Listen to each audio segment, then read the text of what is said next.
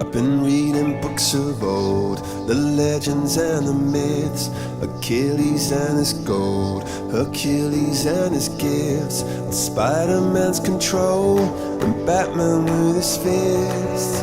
And clearly I don't see myself upon that list. But she said, where'd you wanna go? How much you wanna risk? I'm not looking for somebody with some superhuman gifts, some superhero, some fairy tale bliss. Just something I can turn to, somebody I can kiss. I want something just like this.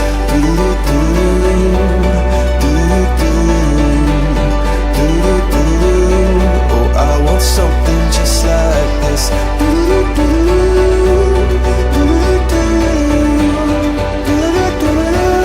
Oh, I want something just like this.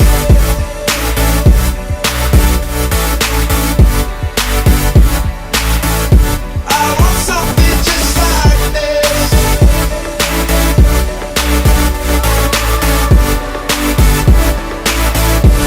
I've been reading books of old, the legends and the myths, the testaments they told, the moon and its eclipse, and Superman unrolls the suit before he lived.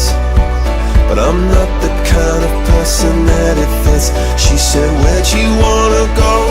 How much you wanna risk? I'm not looking for somebody with some superhuman gifts, some superhero, some fairy tale bliss. Just something I can turn to, somebody I can miss. I want something just like this.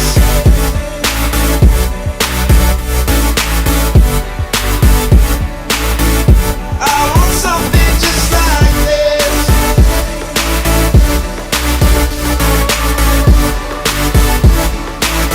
Oh, I want something just like this.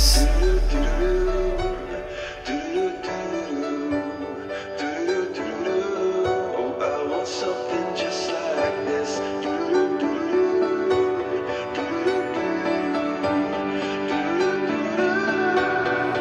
Where'd you wanna go? How much you wanna risk? I'm not looking for somebody with some superhuman gifts, some superhero, some fairy tale bliss. Just something I can turn to, somebody I can kiss. I want something just like this.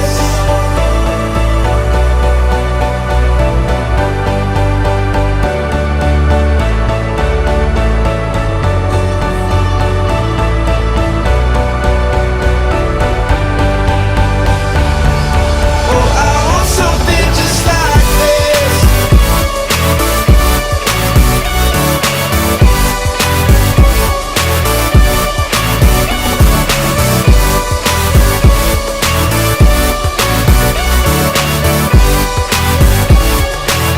Oh, I want something just like this.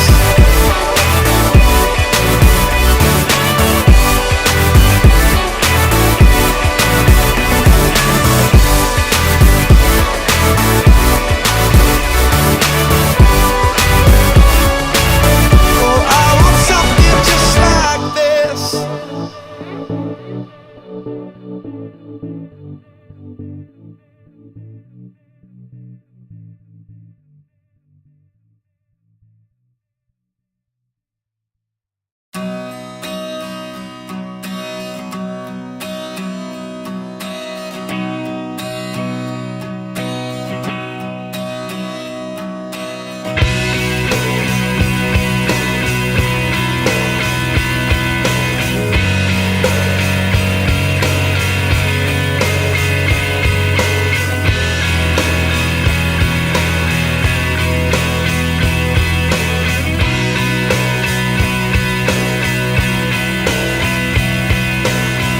Look at the stars, look how they shine for you,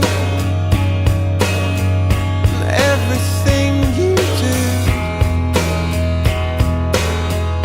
Yeah, they were all yellow. I came along, I wrote a song for you,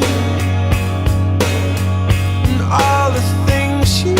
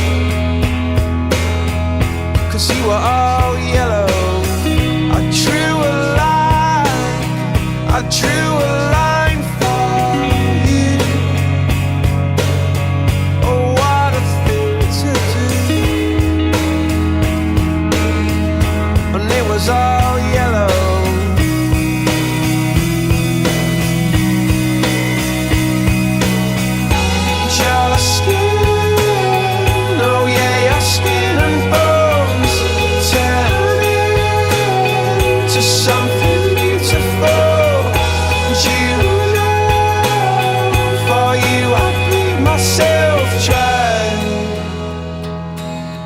For you I bleed myself dry.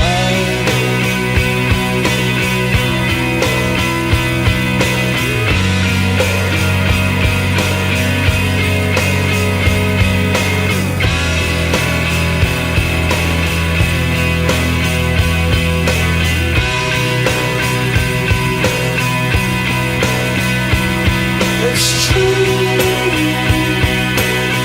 Look how they shine for you.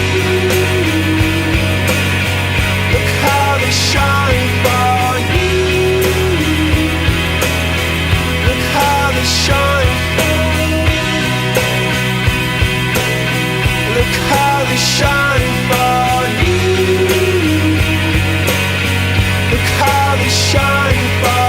you.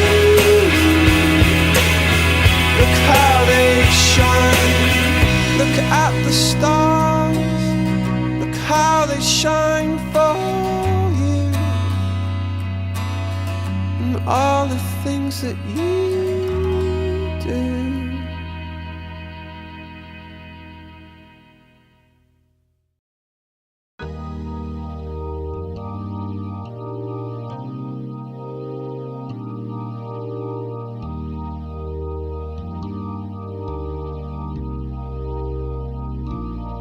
When you try your best but you don't succeed, when you get what you want but not what you need, when you feel so tired but you can't sleep, stuck in reverse,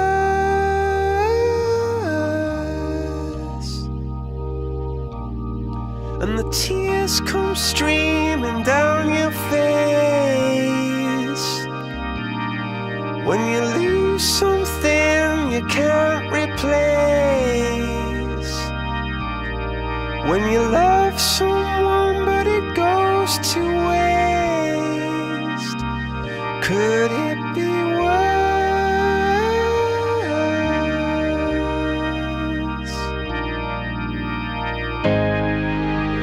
Lights will guide you home and ignite your bones, and I will try to fix you.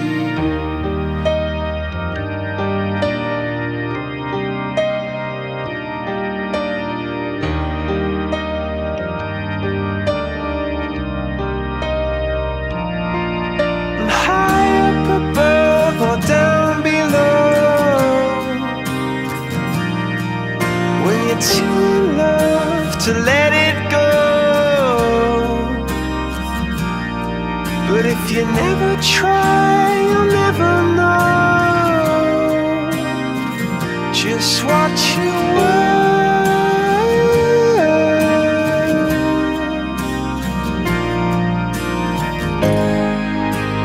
Lights will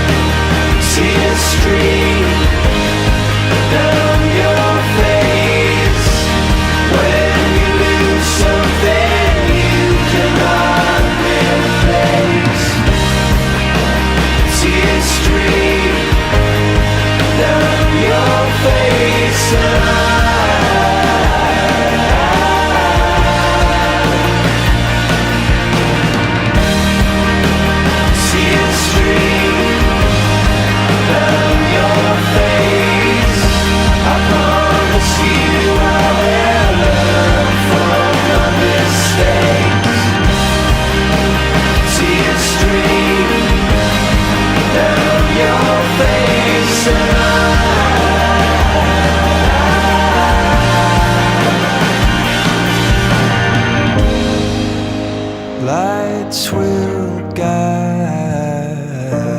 you home and ignite your bones, and I will try to fix you.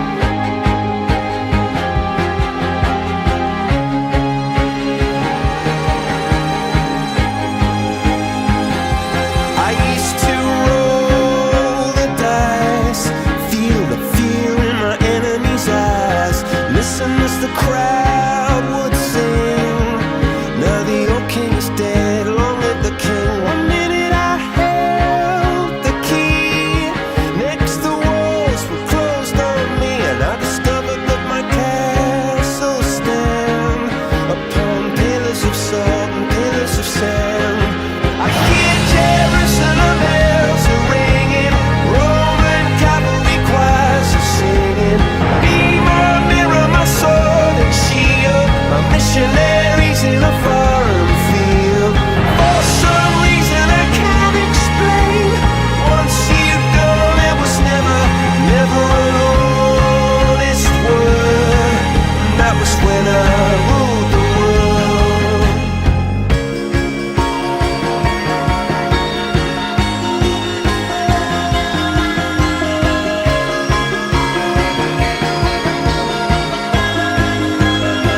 It was the wicked and wild wind, blew down the doors to let me in, shattered windows and the sound of drums. People couldn't believe what I'd become. Revolutionaries wait for my head on a silver plate, just a puppet on a lonely string.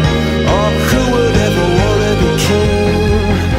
I hear Jerusalem bells are ringing, Roman cavalry choirs are singing. Be my mirror, my sword and shield, my missionaries in a foreign field. For some reason I can't explain, I know St. Peter won't call my name, never an honest word. But that was when I ruled the world.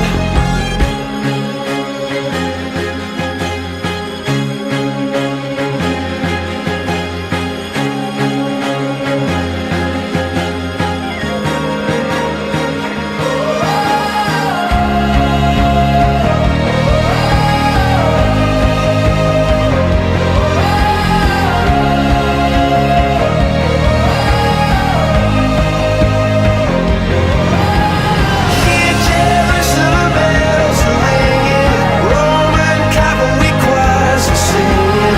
Be my mirror, my sword and shield, my missionaries in a foreign field. For some reason I can't explain, I know St. Peter won't call my name, never an honest word. But that was when I ruled the world.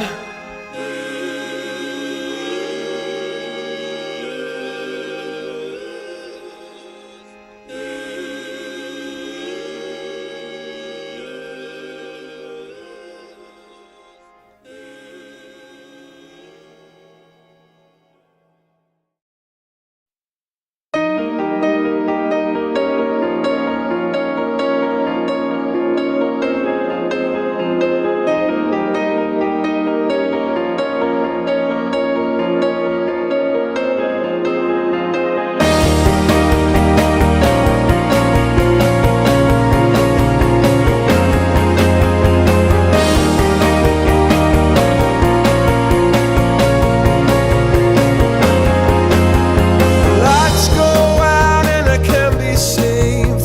Tides that I tried to swim against brought me down upon my knees. Oh, I beg and plead, singing, come out of things unsaid. Shouldn't I pull off my head? And a trouble that can't be named, a tiger's waiting to be tamed, singing.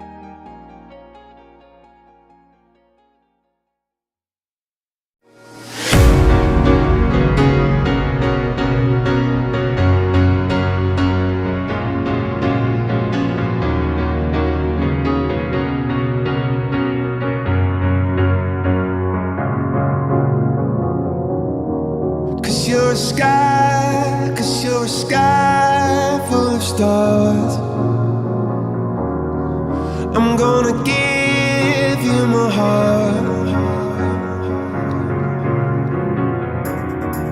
'Cause you're a sky, 'cause you're a sky full of stars.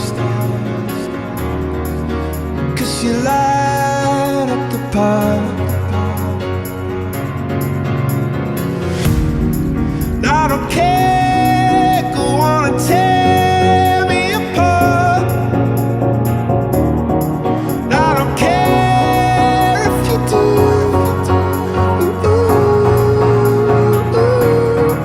Cause in the sky full of stars, I think I saw you.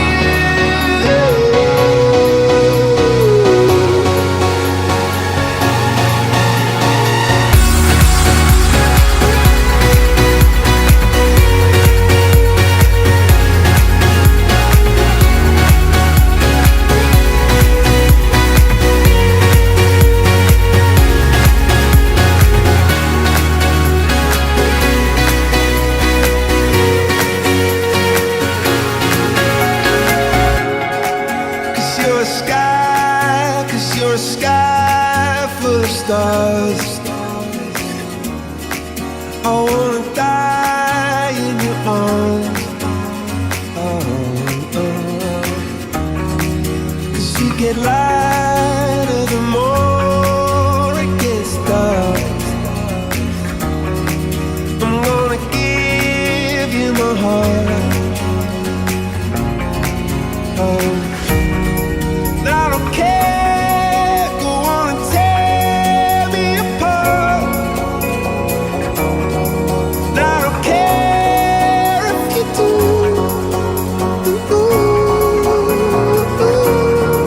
Cause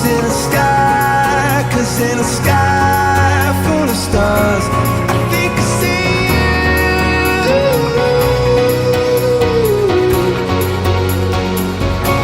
I think I see you.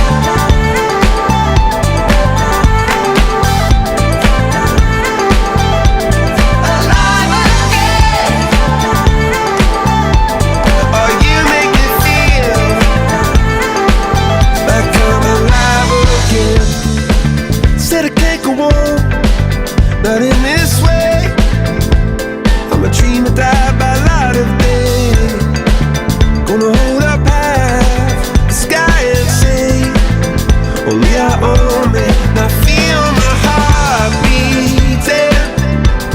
I feel my heart underneath my skin. Oh, I can feel my heart beating. 'Cause you make me feel like I'm alive again.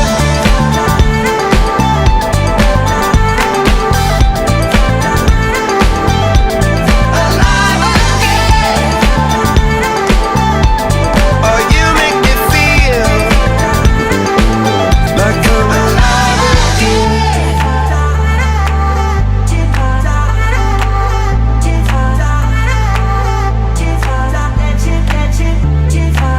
Turn your magic on, and you should say everything you want's a dream away.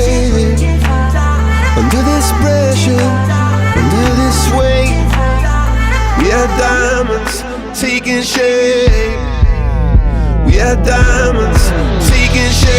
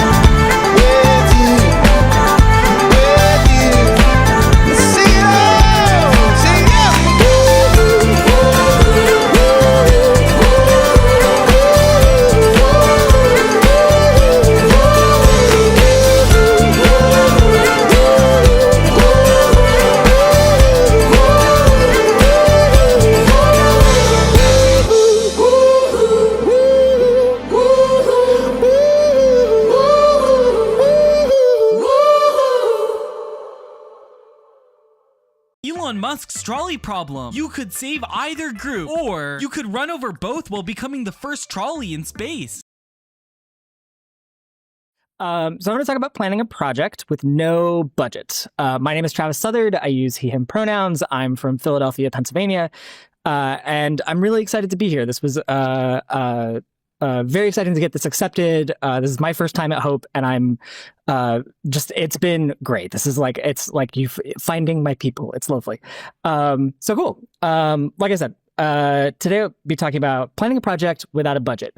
In a lot of software settings, right, we have a project has a finite-ish dollar amount that a client or a grant will cover. And from my understanding, a project is done when your client or grant is not going to pay you anymore. Like they're satisfied with the product and they're not going to like pay for extra features at this point, at least not yet. Sometimes this looks like having a contract for a specific set of money with a maximum amount, maybe like so many hours per week. I've had that before with different clients. And so then it's up to the development team or maybe the financial team to like decide what is the most vital stuff to spend time on, specifically like so that you can plan accordingly and pay, you know, your people or yourself what everyone deserves to be paid. This is like the goal. So then what about volunteer projects? What about internal projects that don't have a client? Your client is the company that you work for, or like yourself. Like, I'm going to be talking a little bit from a very like work focused perspective, and maybe that reflects on me being like really too into my workday lately. But this certainly also applies to like personal projects, like how you're spending your time outside of this. It is going to be very work focused though. So like, sorry about that. So we'll get into what I have learned in my career so far from a couple of those angles that we mentioned.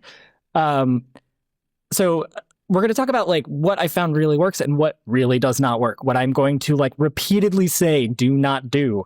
But we're going to talk about it as a thing to compare to. And at the top, of course, excuse me. getting a little button happy. I do want to explicitly say, like, these are my opinions. These are my findings. These are not this whole thing is not reflective of my employer or the nonprofits that I work with, and et cetera, et cetera. So my opinion, I'm going to take that away. We're going to talk about what we're not covering. I'm not really going to dive into these too much. These are very well-tread paths, and we all have strong opinions on them, and I don't want to start fights. So this is just like not going to be a recipe. This is going to be like the things that I consider, and also like adding some new tools into our toolbox, like things that we can grab from and consider, is because every project is different, every client is different. So I'll be covering like project team level planning, which, like my professional work, might be a team of one. It's just me. So we're not going to talk about waterfall versus agile. We're not going to talk about other teams holding us up, because that's not a project planning problem. That is a workplace problem. That is something that you need to like deal with in your workplace. Granted, my project team members, we're going to talk about like the things that we control. My project team members are like holding us up. That's going to kind of like fit into this, right? Like this is going to be like part of how we like measure urgency and things like that.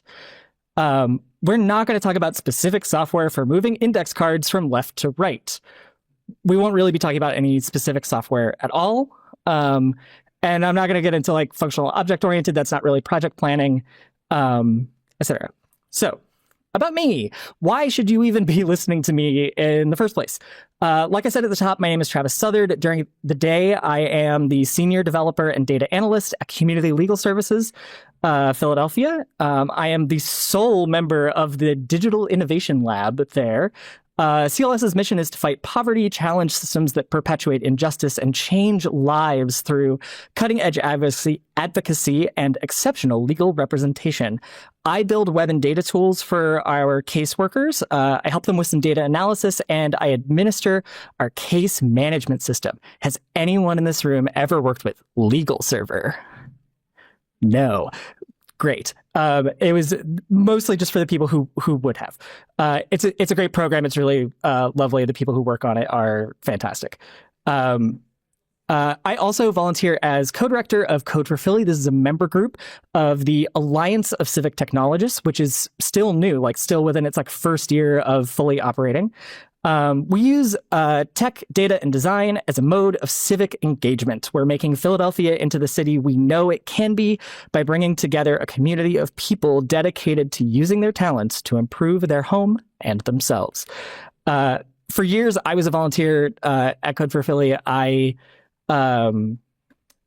Before getting into software, I was a bike mechanic, a bicycle mechanic, and a bike tour organizer. I've been a courier, many other jobs, an educator, etc.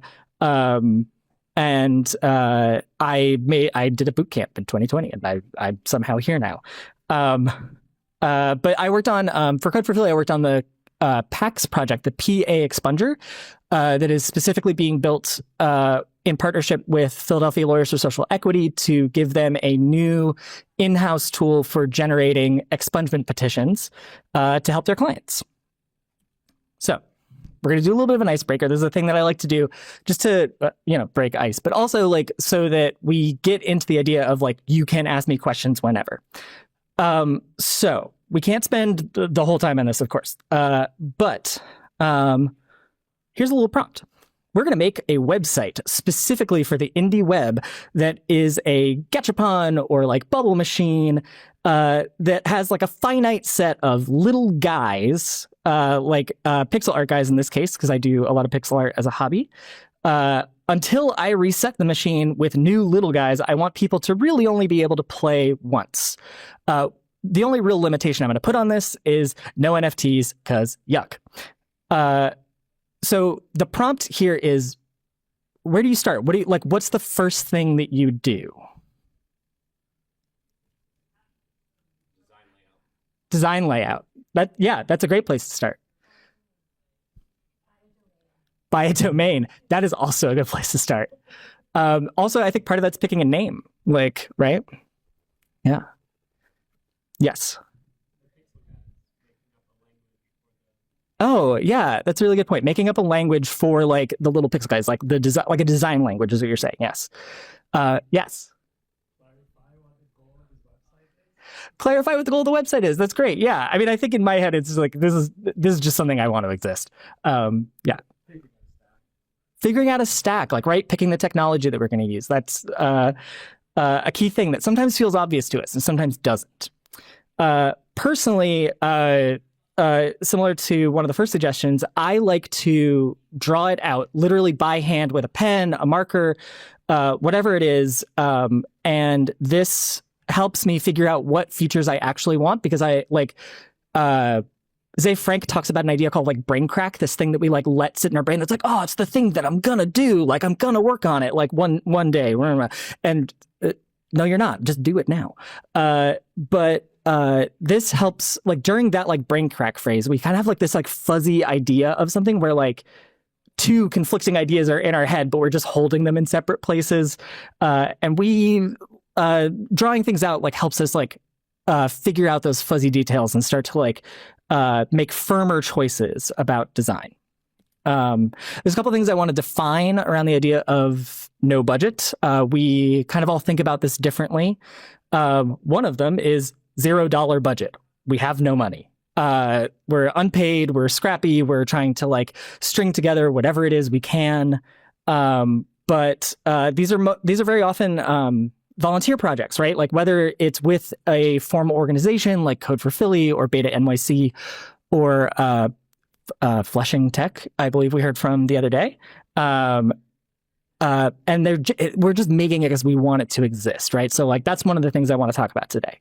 The other idea is what I do in my day-to-day work, which is I have no budget. Like I'm paid for. I'm allowed to ask for subscription services, but like no one tells me, hey, we only have $10,000 to put into this, or you can only spend this many hours on this. Like no one's telling me that. I am in full autonomy at my job. It is absolutely lovely, but in this case, sometimes it's very scary because like I have to like deliver. I have to make things happen. The other thing I kind of want to get into is a definition for urgent, right? So like what are the deadlines for this? Is it blocking other people from doing the work that they need to do to make their deadlines? And also like what needs more focus than other things? I do like not want to say we should only ever be working on urgent projects. I think there is something in this talk that is reflective of my work lately where I feel like I'm working on the urgent thing all the time, which is not sustainable. And so like that's a lot of like what we're going to work through here. So in approaching a project, whether new or ongoing, I need to know what it is I'm working on, like right now. Like, what am I going to do today? What are the things that need my attention the most right now? So it's, I want to think about this, like not just the start. When we think about project planning, we think about like, oh, we're going to start a project, so let's make a plan. It is not just at the start, it is ongoing, and we have to adjust that as we learn new things and as we inevitably are slower than we expected we would be. We need to be constantly reevaluating. That is like a big part of that. And sometimes it's on a day-to-day basis, sometimes it's on a sprint-to-sprint basis, et cetera. We, like I alluded to before, like lay out big shapes and fill in details later. Don't spend all your time on a teeny tiny function if you still don't have like a login. Function before form. I think that like something should work first. I had a really good note about this somewhere. The idea being like, don't, like if you're doing a demo for someone, don't build out this like beautiful like feature, like this like button or whatever it would be that's like absolutely gorgeous, and then describe to them with your mouth what it is going to do. That sucks. That's not a good demo. It is so much better to have an ugly button that does the thing, because that is what they will be impressed by.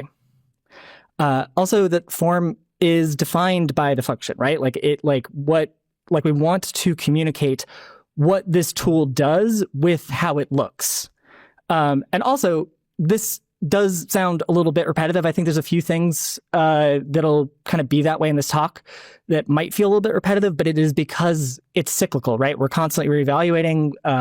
We're following a practice, if you will. So like this idea of like the form is decided by the function gets back to like, let's look back at our big shapes and make sure that they still make sense for what we're talking about.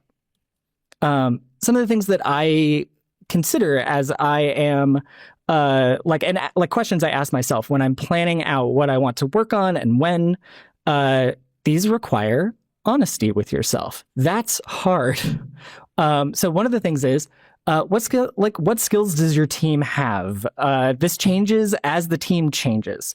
And even sometimes day to day, if your teammates are out sick, if you're out sick, if someone's on vacation and hopefully you got to like plan for that, or say attending conferences like we are here.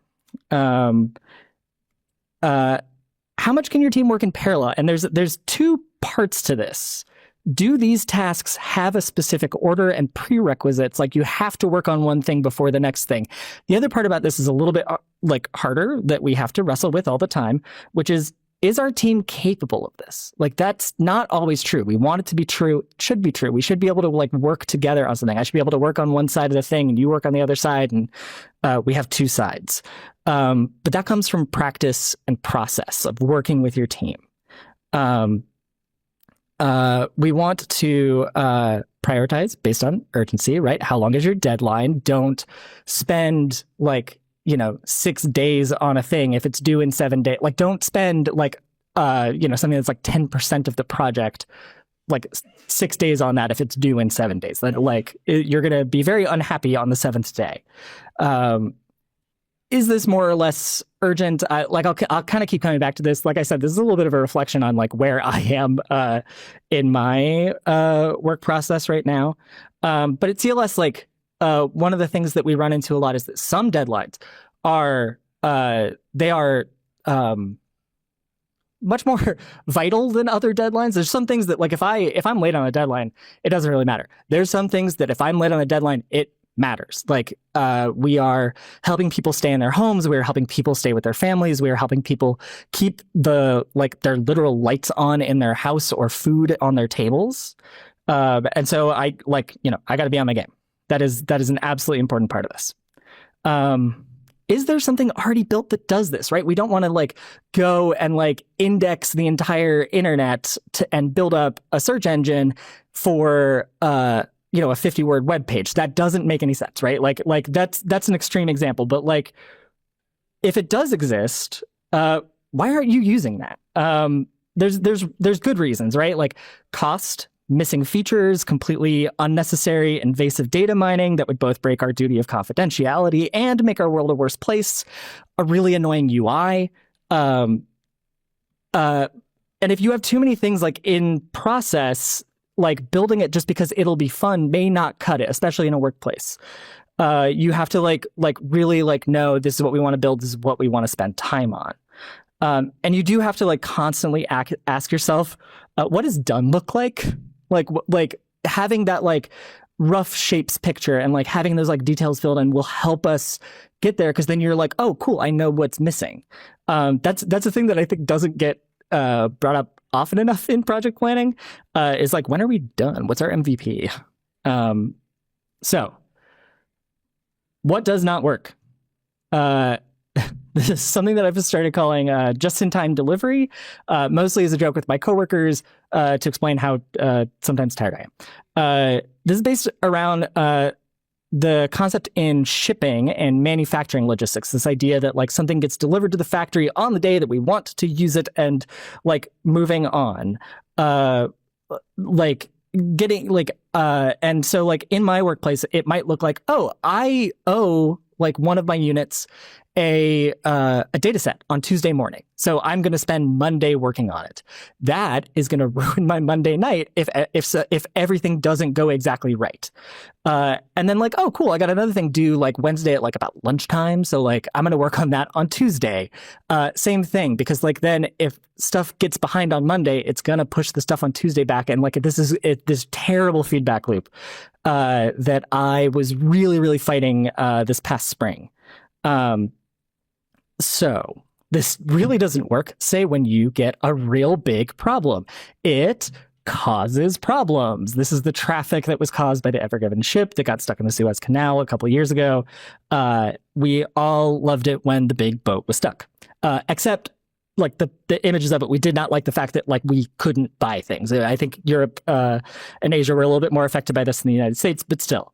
But yeah, you should not just give yourself the time that you thought it would take to complete, and then you're really under the clock, because that sucks. It sucks a lot. It's also completely unnecessary pressure to put on yourself. You're going to make poor decisions, right? This is fragile.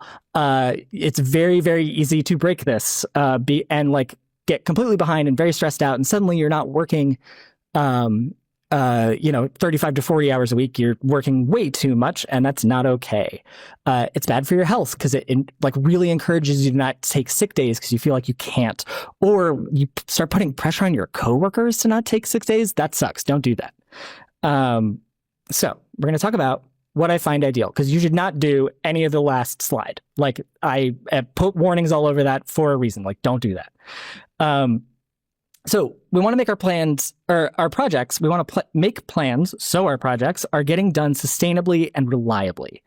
Like I said at the top, this is not a recipe. It's not a set of steps. I want to outline some considerations, questions, and check-ins that you should be doing with your team consistently. No, I'm not doing this perfectly. I've alluded to this a couple times. I'm a little messy myself. I'm a team of one, so it doesn't, building the software, it doesn't hurt a lot, but like it hurts me. And if something's late, it hurts my coworkers that I'm trying to deliver things to. So I also mentioned that like I'm the sole member of our digital innovation lab. CLS is an organization that's around 200 people now. It's mostly caseworkers, like people like lawyers, social workers, and paralegals, who are really helping people. And then we have, I think a little less than 20% of the organization is administrative, including myself. So this is largely a little bit of work therapy for me, and thank you for your time. You can bill me later. I have implemented most of the things that I'll be going over, but it does come with practice, and I'm going to come back to that a lot. So let's help ourselves get some things done. Exactly. Know your pace. This is, you have to know how fast you actually work. How much time does it take to deliver the things that you need to deliver? Because that's work. Or in a personal project, you want to get the thing done. You want to actually have the thing, not always be saying, oh, I'm working on this thing. And like people are like, how's that going? And you're like, that's not fun. But this is going to change over time, right? Like based on who on your team is available at the time, like, right? Like who's here for the next week, sprint, month, like whatever your like period of time is that you're checking back in with yourself. The shorter, the better generally. Are you shorthanded? Probably. I work in a nonprofit where like we constantly feel shorthanded. It's the deal. We're pretty well resourced as an organization, but like still, you just like it always feels that way. Is there something happening in your workplace, city, or country that might distract you or make your job harder? So there are like PhDs like attached to this idea. Like I'm not going to solve this in a slide. But a couple of the things that I like are tracking your time, and calculating like how am I completing tasks per period of time. I worked on a team at Azavia. It's a company that's not around anymore. They did geospatial web apps. That was really fun to work at. And we tracked our time really well. We would track what we got done kind of like by points, right? Like if you're familiar with like that idea of like pointing tasks. And we would figure this out considering like, like Terrence was out last Tuesday. So like, let's only like divide by 9 for Terrence's work. Like we got way too into it. And we were really good at kind of like predicting how much we would get done the next week. But we still always felt slow. So this isn't like a panacea. Like you should know how fast am I working, but you should also not just be concerned with going faster, because that only scales so far. Give yourself room. whatever time you think it's going to actually take you to do something, plan for it to take like 125 to 150% of whatever you just thought to yourself. And for your clients, or for the people you're delivering to, double. Like, that is just doing yourself a favor. This is something that my spouse is learning as she works with like clients for like custom fashion projects. It's a thing that I'm learning all the time as I'm like, oh yeah, totally, I can do that. That's like totally fine. And then I get stuck. So with the idea that like, oh, I think I can do this in 5 days, really think to yourself, it's gonna be like 6, maybe a full week, that kind of idea. Leave room for error. This like feeds back into the last idea, but like give yourself room, and understand that you're going to make mistakes, because when they do come up, you won't feel as frustrated by them. You knew this was going to happen. Sometimes that feels worse than other times. But time spent fixing things counts towards how long it took you to complete that task. Even if you never make mistakes, yes, you do. They might look different, or you might not consider them a mistake because you don't know that you made it yet. And then we want to break things down into like teeny tiny steps, right? Like we want to write them down. That's a very important part, right? Like getting that together, getting a checklist, like understanding like what does done look like, having your checklist to work from, so that when you check off that last thing, cool, we're done. We don't have to think about anything else, like except to go over it a bajillion times because you're still nervous about it. Yes, you can write them down on index cards or sticky notes or whatever your software of choice is. My Kanban board right now is the pinned email feature in Outlook. I pin the emails where someone has asked me for something and I have to deliver it, and then I get to unpin it when that's over. So it's not a Kanban board, but it works for me because I'm a team of one. If it was a bigger team, I would put a lot more thought and effort into that. And also like write down details for your teammates. Like I told you last week how to do it. It doesn't really cut it. Like do yourself a favor, get less, oh wait, what did you mean by this, by just writing it down in good detail. I also struggle with this. This is a thing. Right. So putting context in. When I was leading the Code for Philly project with PAX project that I mentioned before, we were lucky enough to take on a fellow. We got a fellowship that Code for Philly had put together. Comcast sponsored it. And so Comcast was going to pay a couple of fellows to work on a project, and they were going to get 8 weeks of getting paid for 10 hours of work. And it was like an okay stipend, considering it certainly was not a full-time job. But 10 hours a week is easily double what I was putting into that project at that point. And I started to realize like, oh, I've been telling volunteers, don't follow the README. Like, here's how to do it for real. Or, oh, ignore those cards. They're not relevant anymore. And that was insane. Like, this was the moment that like kind of like got me onto this idea. So before Elizabeth showed up and did really, really amazing work, she knocked out so much stuff for us. I spent a few weeks organizing all of our cards, updating our README so that our setup instructions were correct, so that our like how to run this project like instructions were correct. And I also like added like little categories for how urgent do the attorneys at Pulse think this is?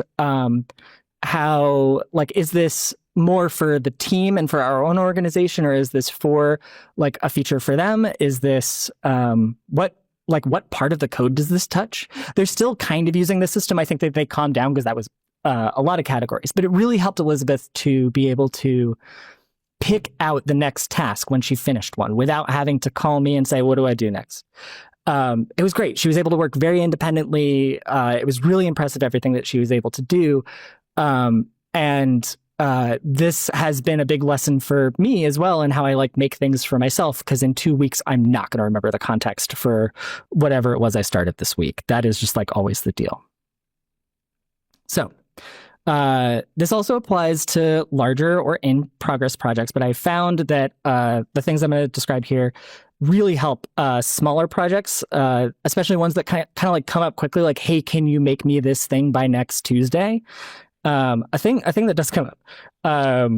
Because laws change quick, y'all. So one of the things is make yourself a template.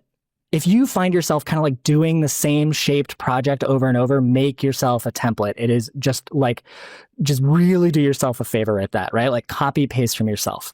A really easy way to do this is like yes, you can get into Git history and stuff like that, but if you're not like really on your Git foo, then a really easy thing is to take a project that you like how it's set up, strip everything out that is related to that specific project, and then just start building the next thing on it, right? That's your template, and you can like have that in its own repo.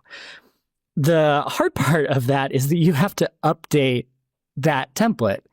The way that we would do this at Xavier, the way that I was taught to do it was when you are starting up a new project from that template, things are going to have changed. Like you're going to want to update stuff. Things have new versions all the time.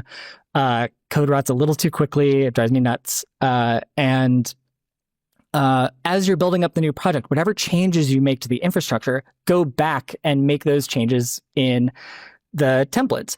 We were pretty good at that, but not always. The other thing that we would do is we would update, like we wouldn't really update our docs necessarily, but whenever we were spinning up a new team member on a particular project, we would tell them, don't ask me anything, follow the documentation. Whenever you get stuck, we'll figure it out together. And then their task, every time that this happened, was to go into our documentation and say, actually, like if you run into this error, like this is the answer. Like doing that for yourself is going to help so much, because sometimes you really want to play with that new OS and you got to completely wipe your computer. And so like you're going to blow away everything, and you like maybe want to do this every year. Also, again, does it already exist? Like, why aren't you using that? And if there is a good reason not to use it, like please, but like also copy paste from that as much as the license allows. The other thing I want to talk about is calendar. We're talking about project planning, right? So like time matters. Make yourself a calendar with all of your deadlines on them, right? This should be, a paper one. If you're in an office, or like if you are meeting with a group of people where like you have control of the space and you're consistently in the same physical space, a paper calendar might really help. For a lot of us, it's going to be some sort of digital calendar. Insert your favorite calendar software here. But if you do make a paper one, maybe you do a big paper one, or like, just like a cartoonishly big one. It could be fun. If it is digital, make it separate from the rest of your calendar, right? Like give that its own thing, specifically so that you can hide it from yourself later when you're like really, really stressed out and you don't want to look at that deadline anymore. Don't turn that off all the time. That's not like the point. But like make it separate so that you can when you need to, because you might need to. Help yourself see the future with this, right? Like anticipating problems of like, oh, like these two deadlines are like right on top of each other for two different projects that like the same people work on, like that kind of thing. Now, granted, you can't always predict that, but like as much as you can, like make sure that you're doing that. This next one's kind of hard. We need to be honest about timelines. Yes, with ourselves, but also with the people that we're delivering these things to, which sometimes is also ourselves. But you got to be honest about timelines, right? Like I said, leave some room for error. You have to update whoever your stakeholders are. You have to update them. If something's going to be late, you have to tell them, but only once you know. Like not just like, oh, hey, we think we'll be late, like whatever. Like you don't know that yet, but sometimes you know. And that's when you have to tell them. You have to like do it like that. That is going to like help keep trust. Don't reassure people like, oh yeah, we're totally going to be fine on that. If you're not, like, you're going to keep trust with that person by letting them know, hey, we're a little bit behind. Know what your MVP is, right? Like, know when you're done. Like I said, this is going to all sound repetitive, but each thing kind of like feeds into the next, because you have to know when a feature is done, you have to know when your project is done. So we talked about a lot today. I think this easily is the most crucial for everything else. This is easily the biggest part of project planning and executing a project, right? Delivering it, like not being in this perpetual state of, oh yeah, we're working on this. Like, approach your project from a consistent set of steps that you do in every project or in every feature or every task, right? If that's how you're thinking about it, to keep your work consistent. Setting up, these are some automatable things, right? Like the idea of having a linter just built into your IDE, or a formatter. Actually, I think those are great. Like format on save is like my best friend, because that just like keeps me really consistent. So I want to talk about practice both as repeated actions, trying to achieve a level of skill, right? Like, we practice to get better at the things that we do. Like, when you do something consistently, you get better at them. I watch a lot of Dropout TV. It's very fun. Very recently, one cast member specifically brought up the idea of like the like definition of insanity being like doing the same thing over and over, expecting different results. And he very rightfully pointed out, yeah, that's practice. That's what you do to like get better at things. There's limits on that, because you actually should like be making, like, practice is making sure that you are like achieving that skill and not just like doing the same habit that you're used to doing. But practice also as like a practice, right? A method and procedure for being consistent and reliable in what you do, right? Like, that way you can can do that. Now, granted, from project to project, from sprint to sprint, we're going to learn what works for us and what doesn't.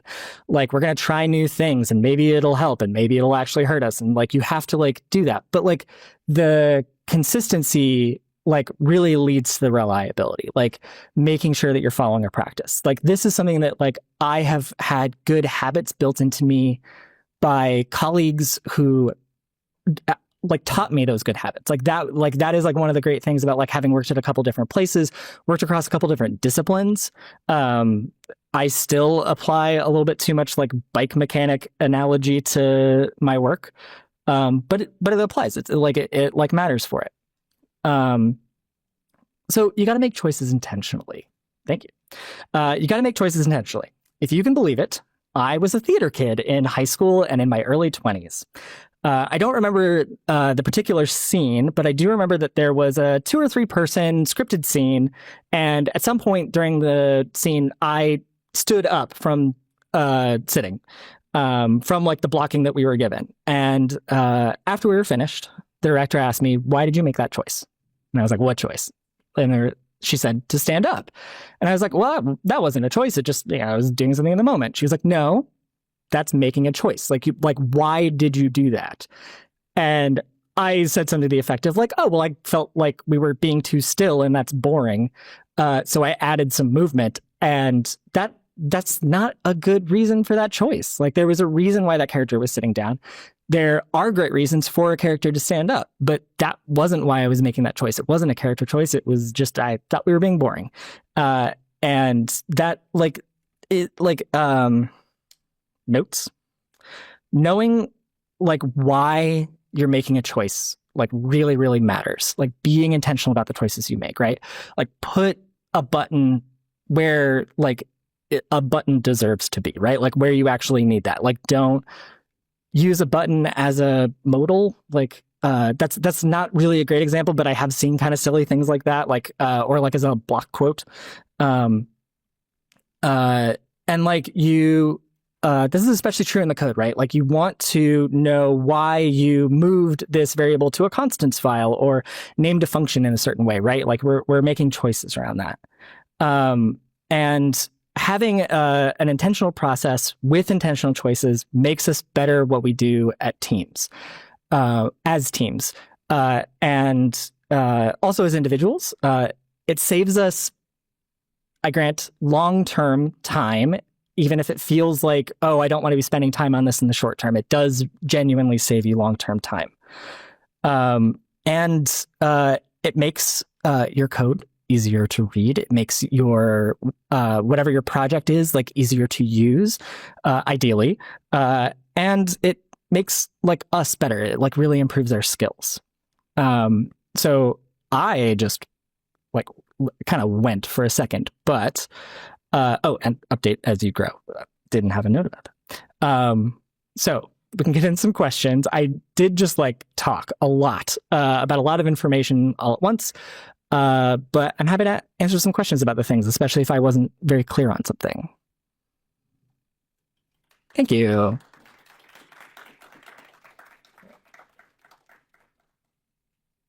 Anybody? Yes. So would you say like the practice aspect was the most impactful piece to your workflow, or do you think there's something else than that to your specific? So the question being like, do I think that practice was most impactful to my own workflow, or could it have been something else? One thing that I know is very impactful, at least for me this past spring when I was feeling very busy, kind of catching up on like what my new role at this organization was a couple things got done, and I had room to think and like room to like make some stuff. But like I feel like having a practice, like having some sort of process, like was a big driver in that, just because I think that I probably put the most thought into like, how am I starting my day? What am I doing when I open up my IDE? Like, what am I doing? How am I setting up projects so that like they will have those like nice automations in place, so that like I'll have a formatter and have those things. But I think that's maybe just the part that I feel the most, but I don't know that it's the most impactful. I do think that a lot of these things do tie into each other pretty consistently. Yes. You're reminding me of someone from the Manhattan Project said it is surprising how long we spend getting into positions at they. I like that. Scarily enough, I reminded an attendee here of someone from the Manhattan Project. That's just out of context. But sorry, what was the quote again? We spend so much energy getting into position to think. Usually paraphrase. May not even be Manhattan. Maybe paraphrase, maybe misattributed, but we spend a lot of energy just getting into place to think. Did I say it right? Thank you. This is like, for me, I have like done a whole lot of like clearing the channels for communication, putting up a blog, getting into a habit about essays. And you talked about like stakeholder communication. So I'm thinking like, how do you get feedback from your audience, and like, how do you know it matters, like if it has meaning to the people you're trying to reach? Heard. So the idea is like with the idea of like stakeholder communication, like how do you elicit feedback from your audience, right? Like how do you get that? How do you find meaning was like especially the heavy part of that. So in a workplace, you have a direct person to ask, and hopefully you have regular meetings with that person who will give you feedback and hopefully will tell you when you have done something badly. I had a couple of attorneys really give me and a former coworker like a real going over about a particular project, and they were correct to do it that way.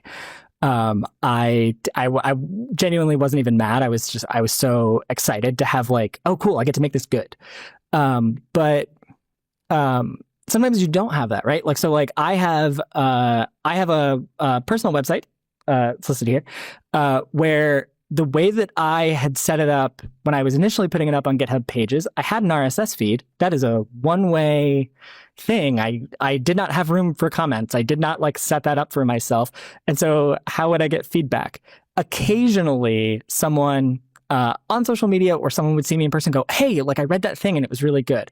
And like those moments are delightful. They're like really good. Or sometimes people like really push back and tell you that you're wrong. And sometimes they're right. But it can be really hard in the case of blogging, like you mentioned, or like making projects that are broadcasts. Like it's very hard to kind of like get that feedback back because we don't have like Nielsen for websites really. But yes, that's as far as I get. Do you feel like you got that? Yeah, hell yeah. Oh, so the question was, which font am I using? And this is, I believe, called Daddy Time Mono. I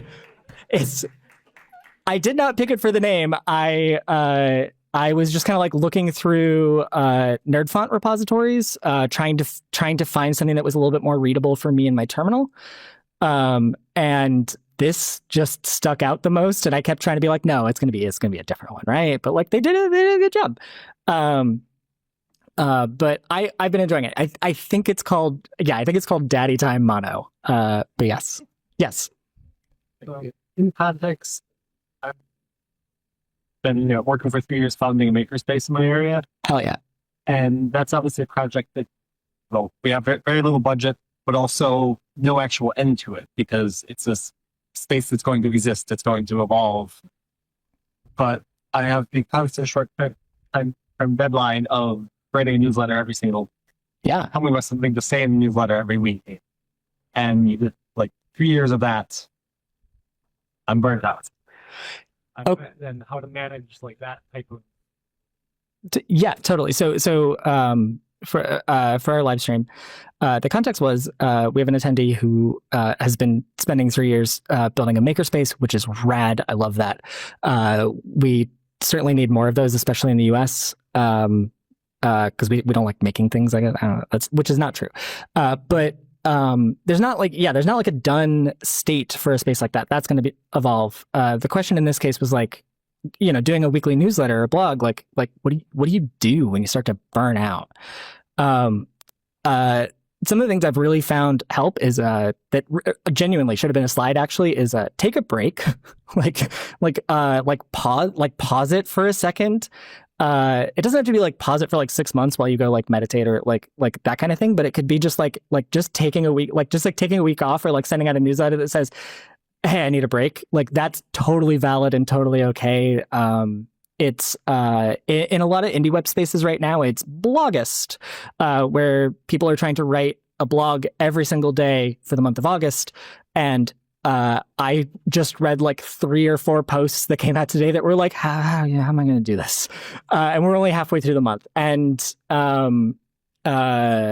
Ribo.zone, who's fantastic, and you should check out that website. It's really good. The author recently was saying like, oh, I want to be spending more time like on video games. I want to be spending the time that I want to spend time on and not on this blog, but I'm spending too much time on this blog. And they came around to the idea of, oh, I'll just spend a little bit less time on it, right? Like streamlining it. Like if you can make a template for yourself, that's really helpful. My spouse ran into this a little bit with her newsletter that she's very proud of.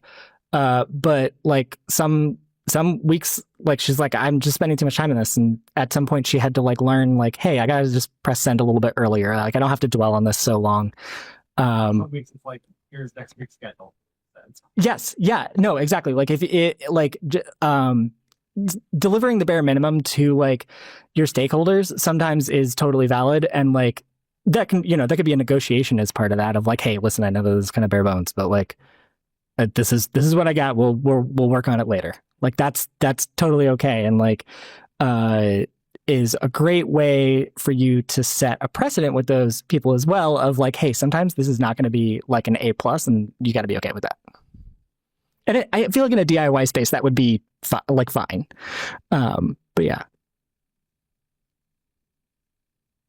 Anybody else? Yes. You mentioned like making the list, like, splitting up your tasks, multiple tasks for the single checklist.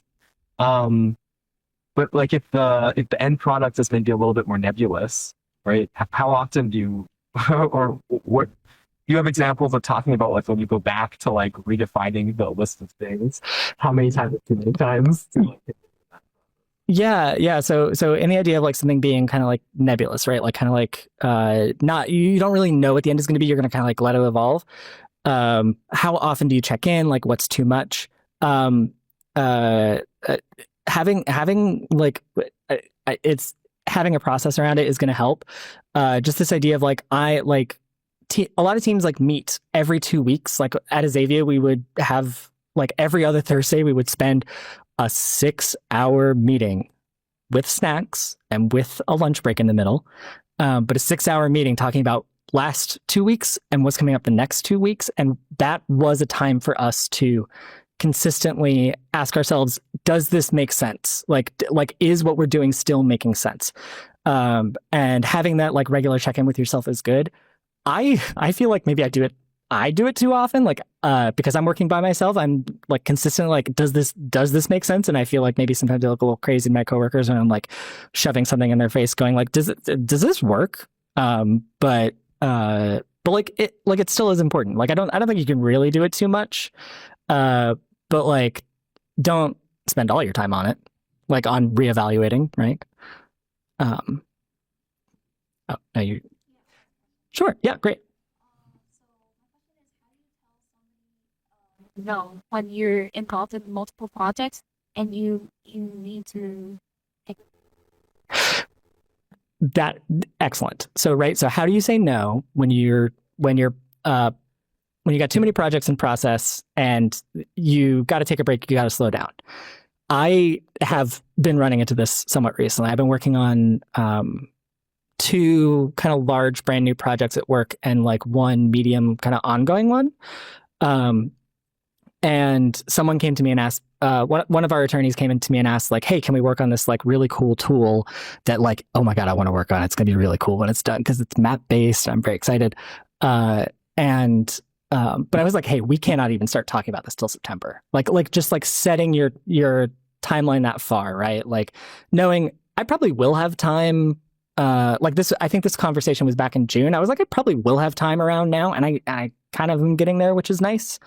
But like still just being like doing that thing where like, you're not necessarily saying no. It's like, oh, I want to work on this, but like, we cannot start working on this until, like I'm much more free. Like when you know that you're going to be free as well. Cause it sucks to like accidentally put too many things on your calendar too soon. But it is a great question. Cause like saying no is hard. Sometimes you just also say no, like, cause sometimes it's not a project worth doing. And that's important to check. But very cool. Unless there's any more questions, then you're absolutely welcome to come up and chat with me. This has been fantastic. I'm very, very pleased with getting to speak here, and the folks at Hope have put together a really good weekend, and I've been really, really impressed. Things have run really smoothly, even if we feel like they're not, because like the things that haven't run smoothly have maybe taken 6 minutes. And that's been really impressive. And I think everyone who worked on this should be very proud of it. It's like really rad. I'm very happy to be here. So cool. Thanks, y'all.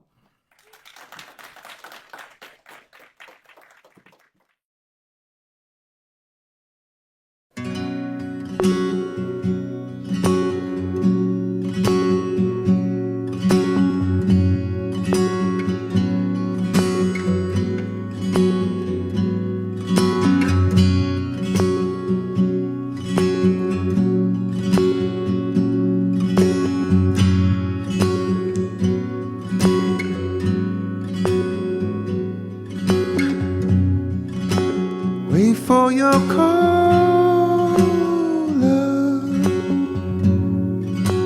Call never came. I'm ready to fall.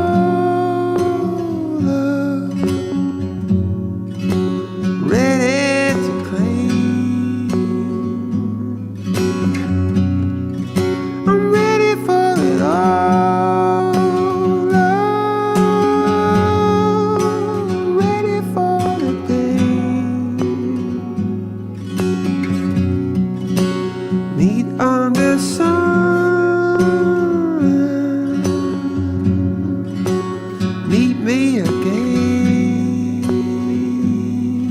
in the rain.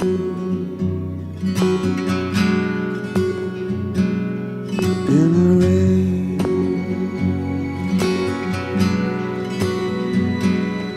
In the rain. The rain.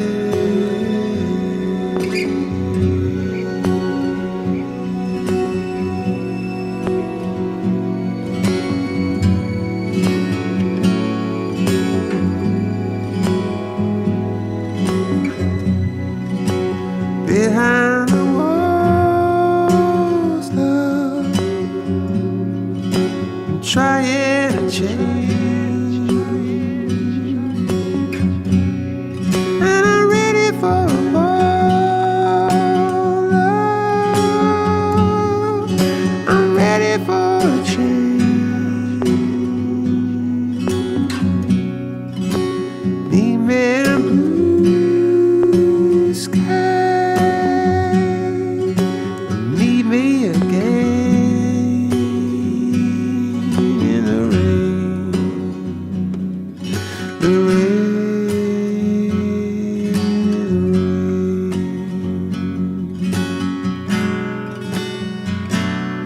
In the rain. The rain.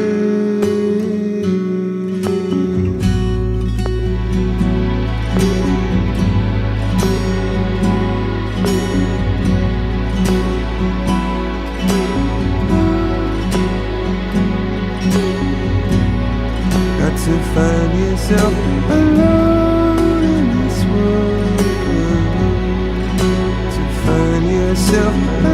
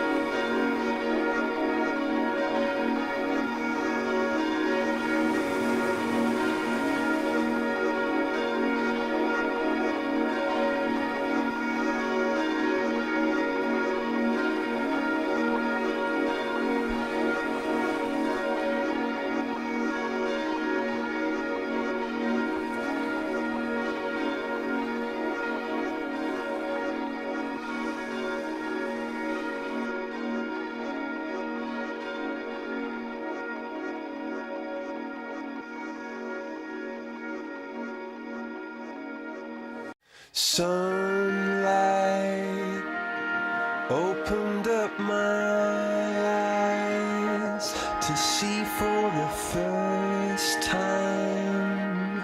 It opened them up,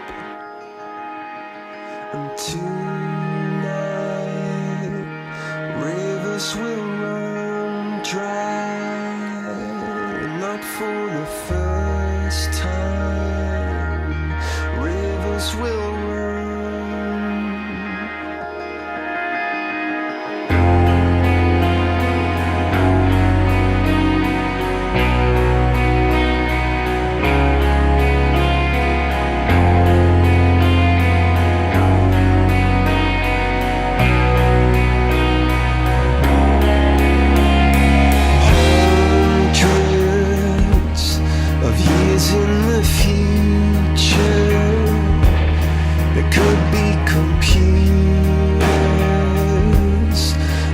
looking for life on earth.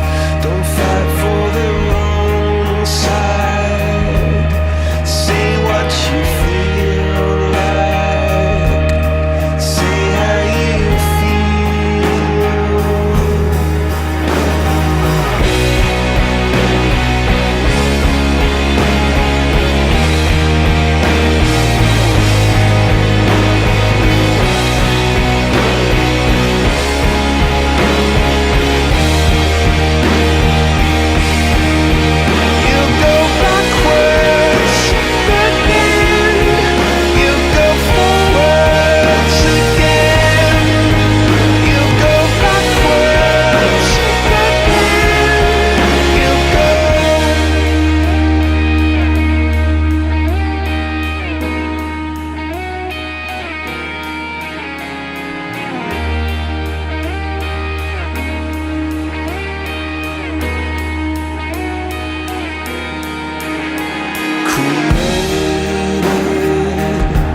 then drilled and invaded.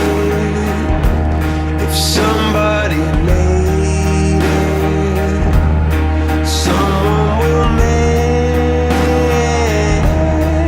it up. And you are not wrong to ask, who does this belong to? It belongs to all of us.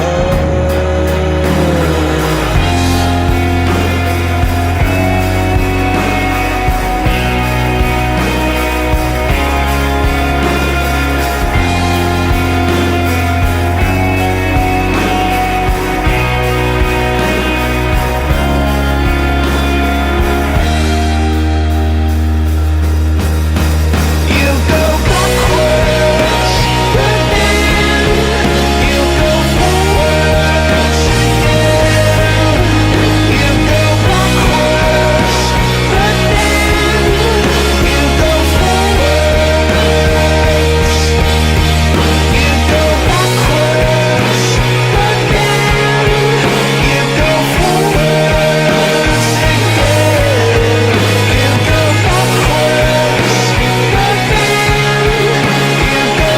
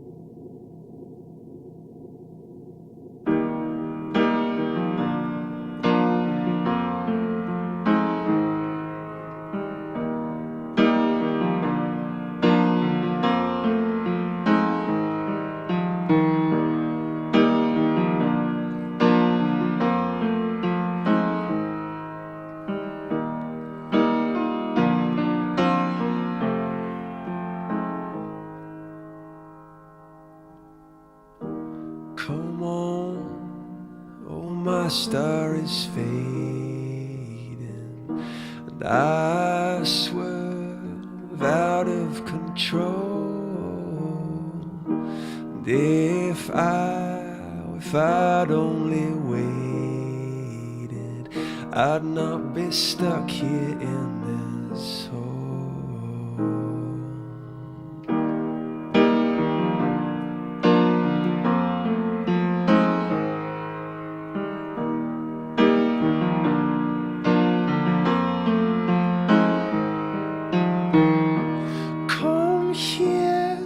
Oh, my star is fading, and I swerve out of control.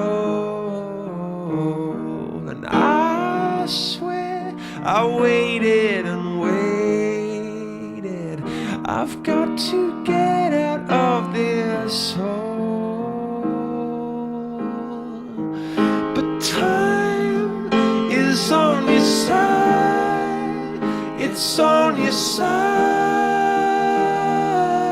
now. Not pushing you down and all around. It's no cause for concern.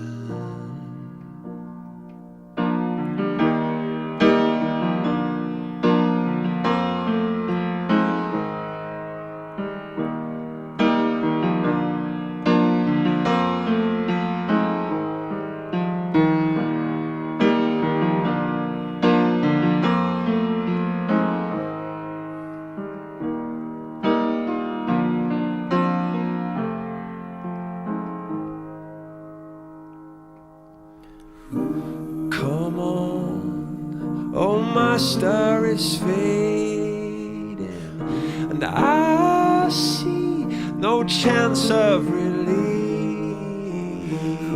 And I know I'm dead on the surface, but I am screaming underneath.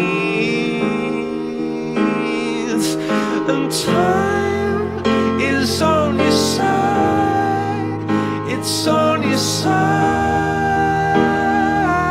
now. Not pushing you down and all around. No, it's no cause for concern.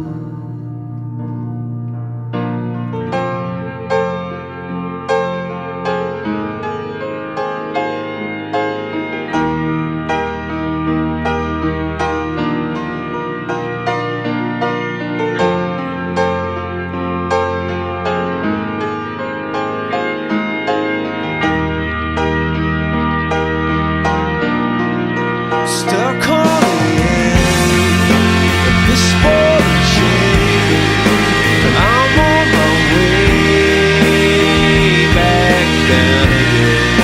Stood on a bridge, tied to a noose, stick to the stomach. You can say what you mean, but it won't change a thing. I'm sick of the secrets. Stood on the edge, tied to the noose. You came along and you cut me loose.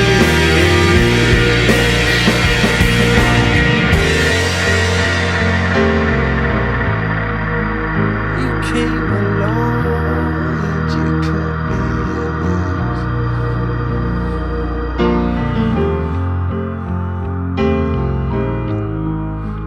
You came along and you cut me loose.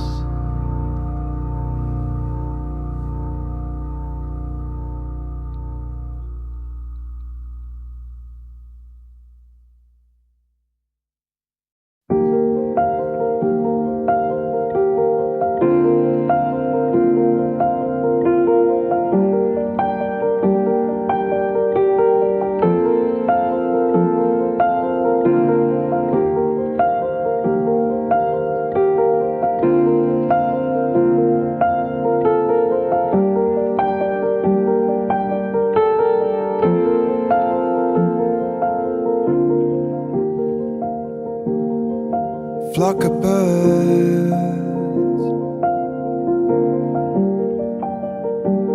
hovering above,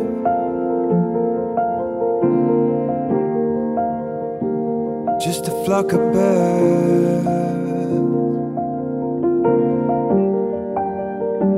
It's how you think of love, and I always look up to the sky, breathe before the dawn, 'cause they fly away. Sometimes they arrive Sometimes they are gone, they fly on.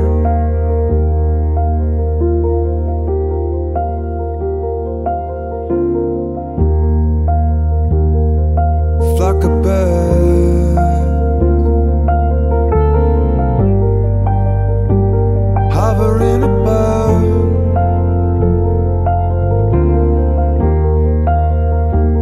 In the smoke I'm turn and rise, following them up. Still I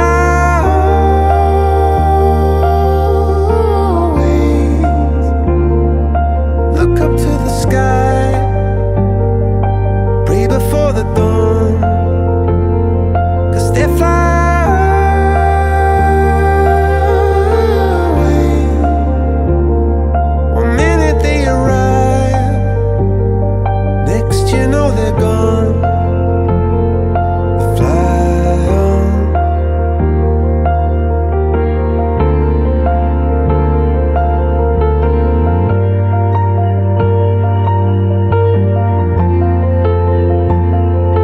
Fly on.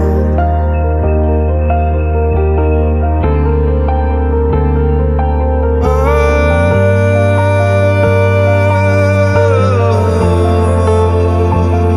so fly on, right through. Maybe one day I'll fly next to you.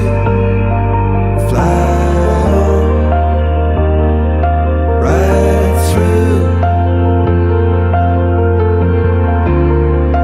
Maybe one day I can fly with you. Fly on.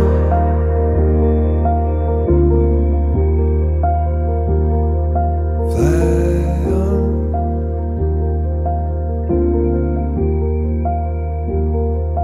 Fly on.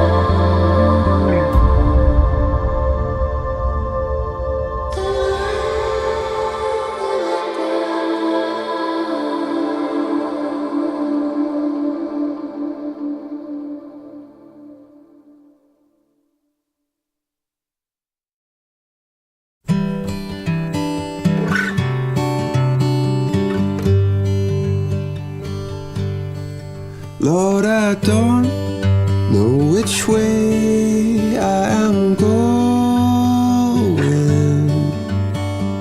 which way the river gonna flow. It just seems that upstream I keep rolling. Still got such a long way to go. Still got such a long way to go. Then that light, it's your eyes.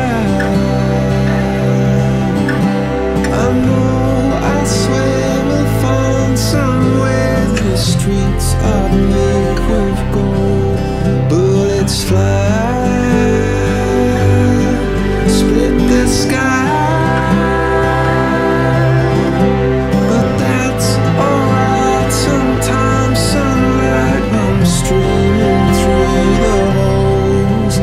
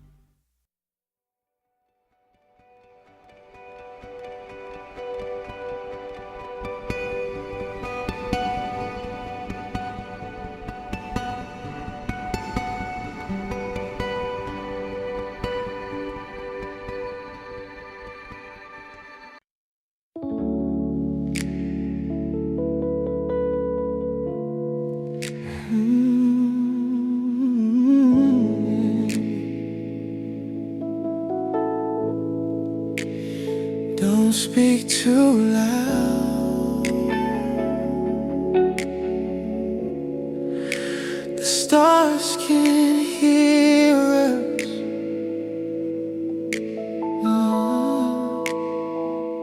Stay close tonight. Hey. Starlight falling on the ocean, silver in the air. Your reflection in the silence, floating everywhere. Low drums breathing through the stillness, like a heartbeat coming deep. Every quiet word you whisper feels like something I should keep. You lean softly near my shoulder, hair across your face, and suddenly the endless starlights felt like sacred space. Your hand resting over mine, soft and slow, and the rhythm of your heartbeat starts to glow. Feel the moment rise in your eyes, no disguise, no lies. Stay with me tonight. Oh yeah. The stars hear us, soft and slow, slow. The stars hear us, let it glow. Stay in the glow, move slow, let it show what we know. The stars hear us, love alive. Ocean breathing through the darkness, under velvet blue. Every quiet breath between us feels so true. Low bass rolling through the rhythm, like a pulse beneath the sea. Every breath between our laughter feels like destiny. Your fingers tracing down my head like a rhythm slow, and the memory of your whisper starts to glow. Outside the galaxies keep shining, silver in the view, but the calm inside your eyes feels true.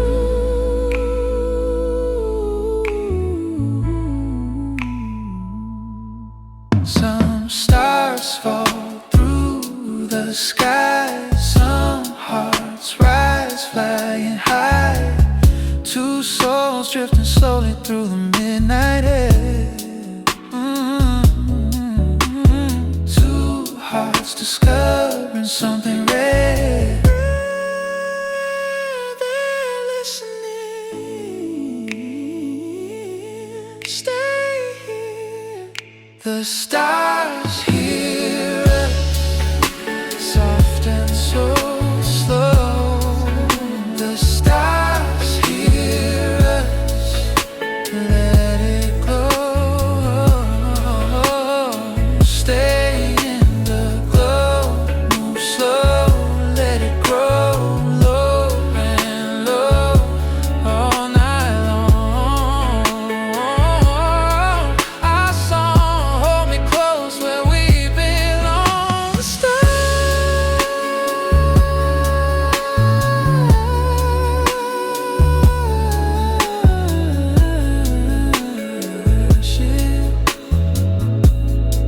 still shining.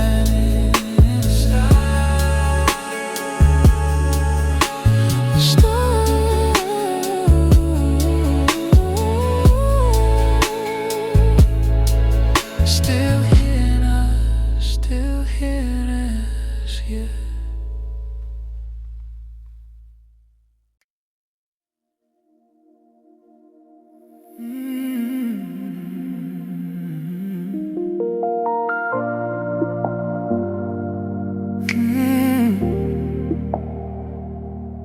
Look at the sky, so many stars tonight.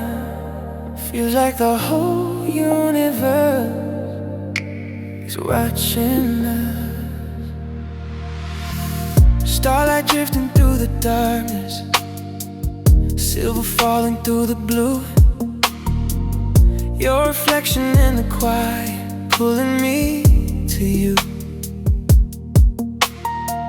Lojo's breathing through the silence, like a heartbeat calming deep. Every quiet breath beside you feels like something I should keep. You lean softly toward the skyline, hair across your face, and suddenly the endless heavens felt like sacred space. Your hand resting over mine, soft and slow. When the stardust of our love starts to blow, feel the moment rise in your eyes. No disguise, no lie. Stay with me.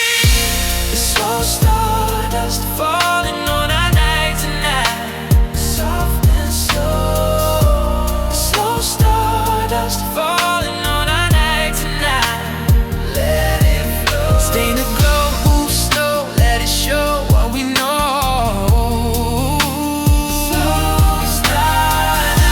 Slow stardust falling on our night tonight. Love alive, galaxies above the skyline, shimmer in the air.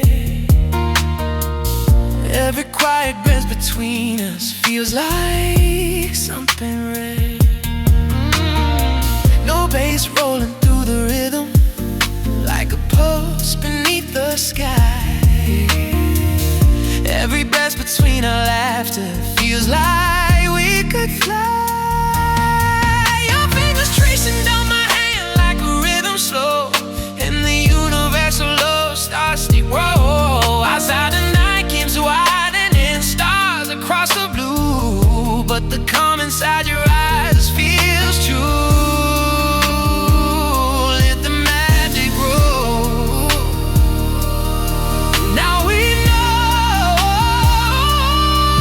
no defense, no pretense. Stay with me. The slow stardust falling on our night tonight, through the dark. The slow stardust falling on our night tonight, like a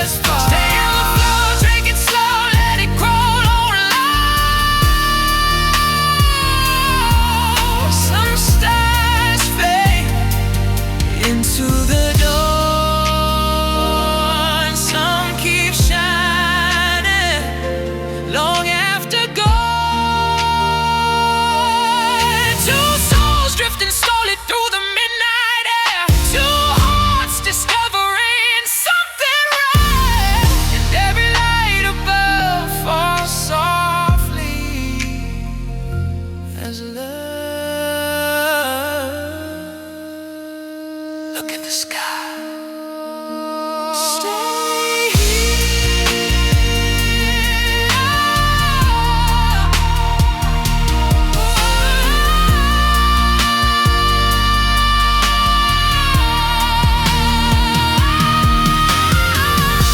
Slow stars falling on our night tonight. Soft and slow, slow stars, slow stars just falling on our night tonight. Let it glow, stay in the glow, move slow, let it grow low and slowly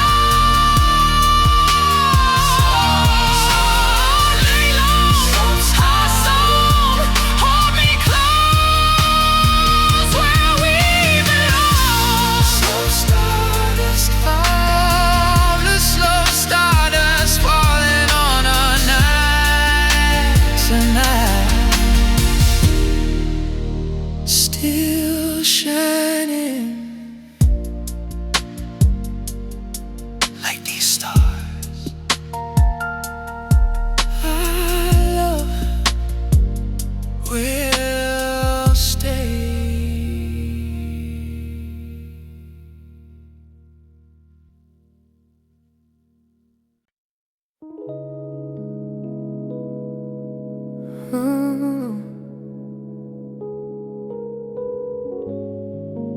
Your love in moonlight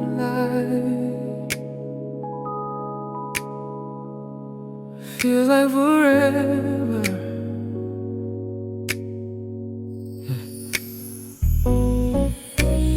Moonlight drifting on the ocean, silver on the tide. Your reflection in the water, floating by my side. Low drums breathing through the silence, like a heartbeat coming deep. Every quiet breath beside you feels like something I should keep.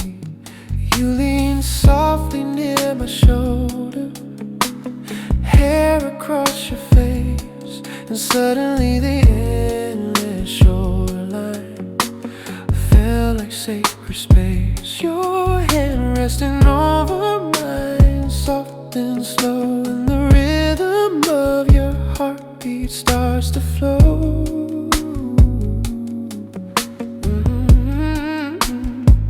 Feel the moment rise in your eyes, no disguise, no lies. Stay with me tonight. Your love in moonlight, soft and slow. Your love in moonlight, let it glow. Stay in the glow, move slow, let it show what we know. Your love in moonlight, love alive. Ocean breathing through the shoreline, under midnight blue.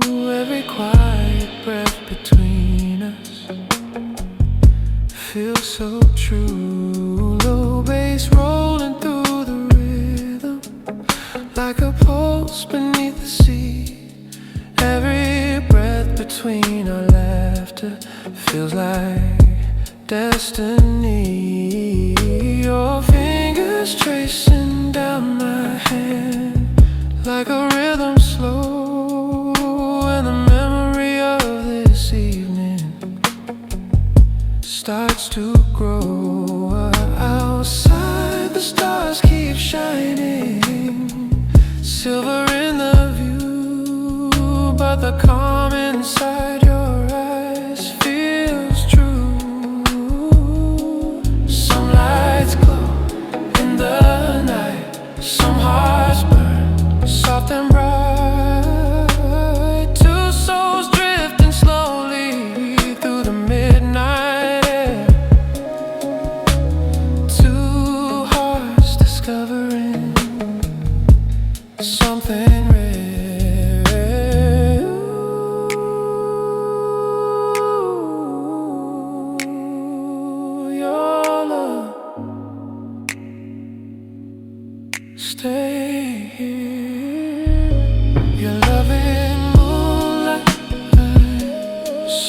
and so soft and so your loving moonlight.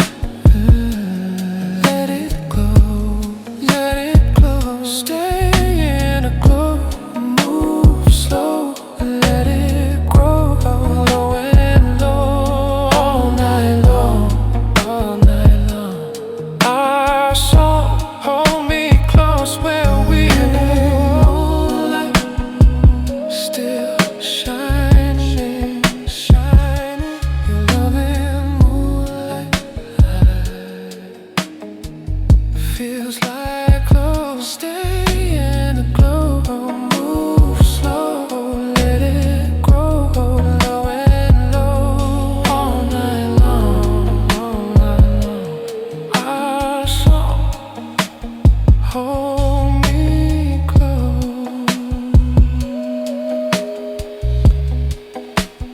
where we belong.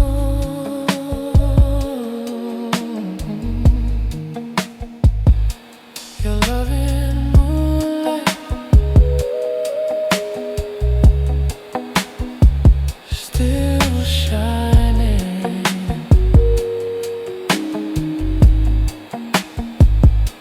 Your loving moonlight feels like forever.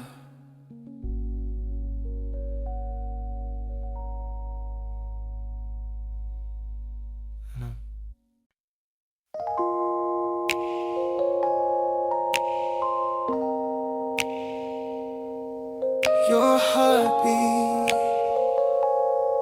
right next to mine. Stay here tonight. Street lights glowing through the window, soft gold in the air. Your reflection in the silence, floating everywhere. Low drums breathing through the stillness, like a rhythm calm and deep. Every quiet breath beside you feels like something I should keep. You lean softly near my shoulder, hair across your face, and suddenly the quiet evening felt like sacred space. Your heart beating next to mine, soft and slow, and the rhythm of your breathing starts to glow. Feel the moment rise in your eyes. No disguise, no lies. Stay with me tonight. When your heart beats soft and slow, when your heart beats, let it glow. Stay in the glow, move slow, let it show what we know. When your heart beats, love alive.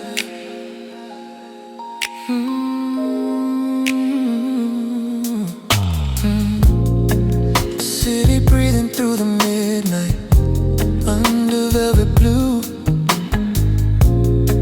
Every quiet breath between us feels so true.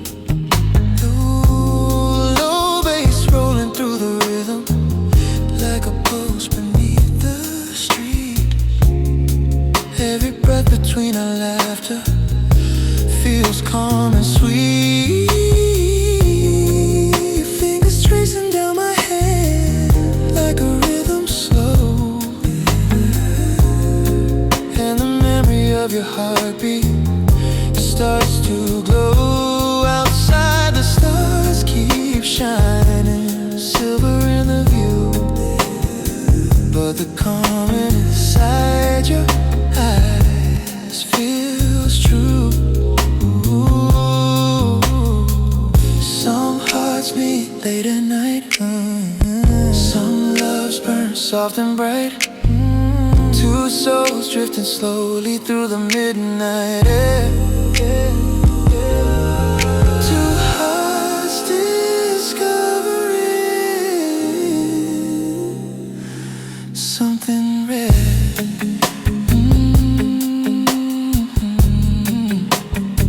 Listen. Our hearts, listen. When your heart beats soft and slow, when your heart beats, let it glow. Stay in the glow, move slow, let it grow low and low all night long. Our song. Hold me close where we belong. When your heart beats still shining, your heart,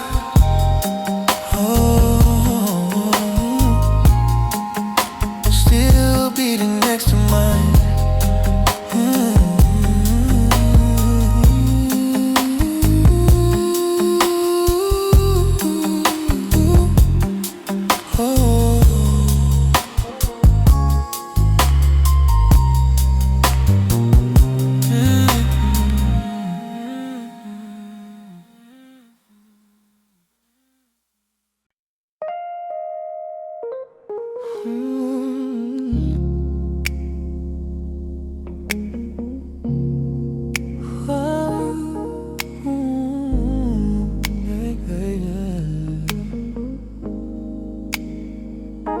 Don't speak too loud. The stars are listening. Stay close. Starlight drifting through the heavens, silver in the air. Your reflection in the silence, floating everywhere. Low drums breathing through the stillness, like a heartbeat calm and deep. Every quiet word you whisper feels like something I should keep.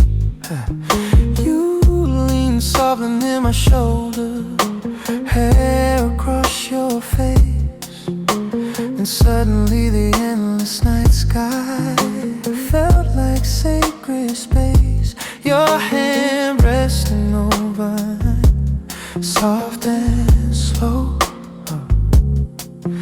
and the rhythm of your heartbeat starts to glow. Feel the moment rise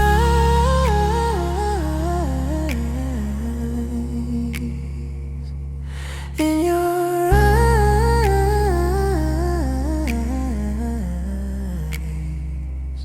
No disguise, no lie. Stay with me tonight.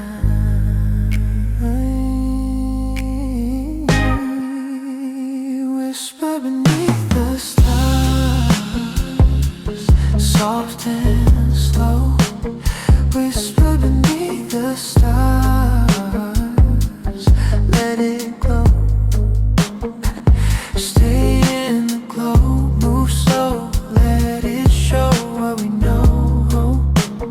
Whisper beneath the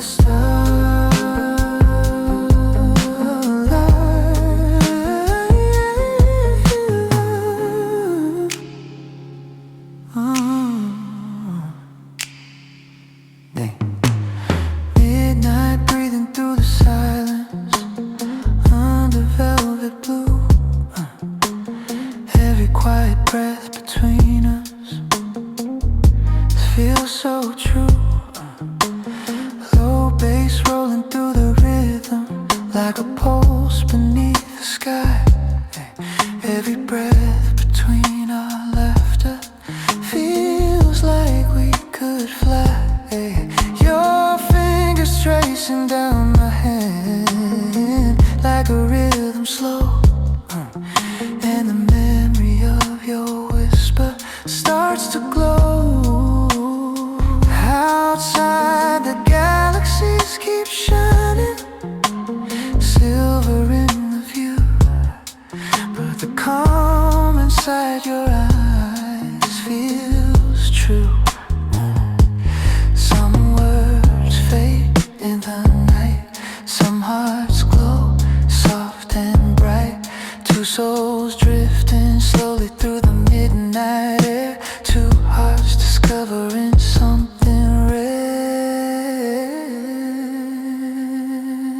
Say it again. Say it again.